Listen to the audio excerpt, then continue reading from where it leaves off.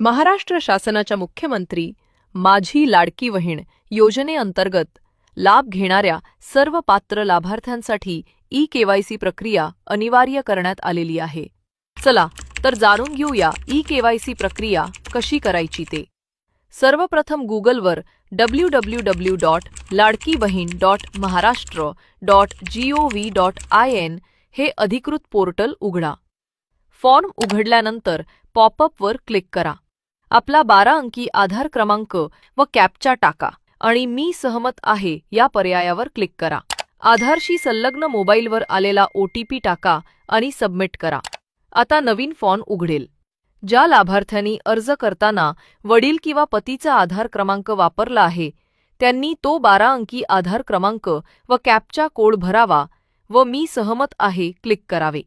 त्यावर आलेला OTP टाका व सबमिट करा. OTP सबमिट केल्यानंतर नवीन फॉर्म उघडेल. तिथे जात प्रवर्ग हा पर्याय दिसेल. त्यावर क्लिक करा व आपला योग्य प्रवर्ग निवडा. खाली क्रमांक 1 आणि 2 असे 2 पर्याय दिसतील. या पर्यायातील माहिती काळजीपूर्वक वाचा. योग्य पर्याय निवडा व सबमिट करा. सर्व माहिती अचूक व पूर्ण भरल्यानंतर डिक्लेरेशन फॉर्म दिसेल. यानंतर स्क्रीनवर आपली ई-केवायसी प्रक्रिया यशस्वीपणे पूर्ण झाली असा संदेश दिसेल. अंतिम सूचना: प्रत्येक लाभार्थ्याला फक्त एकदाच ई-केवायसी प्रक्रिया करण्याची संधी आहे. त्यामुळे सर्व माहिती बारकाईने व अचूक भरा.